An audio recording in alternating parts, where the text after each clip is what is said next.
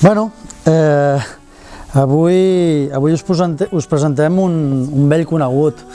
És un piolet, el quark. I per què us presento un piolet com el quark? El piolet quark, a la meva manera de veure, probablement és un dels piolets més polivalents que tenim al mercat. És un piolet molt apte per a la gent que us agrada l'alpinisme, que us agrada un punt la dificultat, però també per la persona que fa cascada de gel.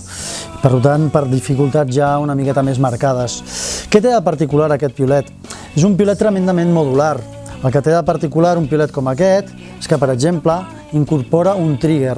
Què és un trigger? Un trigger, perquè ens fem una idea, seria una mena de sistema que a través d'un gatell podem canviar de lloc i depenent de la mida de la nostra mà ens ho personalitzaríem.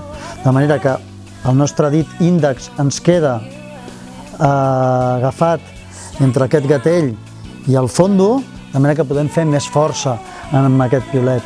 Què més té de particular aquest piolet? Aquest piolet, si observeu, incorpora una fulla categoria T, de tècnica. Què vol dir fulla T? No només és que sigui una fulla tipus banana, sinó que és una fulla que té alta resistència a la torsió.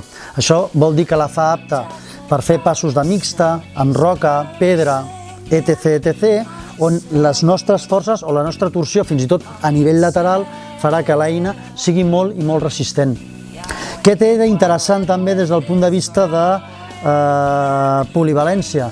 El seu pes són 550 grams, tenim l'opció d'empala i, òbviament, amb martell, té molt bona geometria. Què vol dir molt bona geometria? Vol dir que quan l'eina està ben clavada sobre una part vertical, la nostra mà sempre ens queda fora de la possibilitat de donar-nos a cops. Allò tan molest que quan estem picant ens piquem a les mans. Què hi podem acoplar? Què hi podem posar i treure? Doncs per alpinisme de corredor. Podem treure la part de baix, podem treure el trigger i aconseguir que el piolet entri molt bé sobre la neu, perquè ens entenguem. Amb activitats més tècniques hi podem incorporar tot això que ja ve de sèrie i, a més, hi podem posar, si us fa molta por anar a pèl, sense dragonera, hi podem incorporar les seves dragoneres ràpides, d'acord?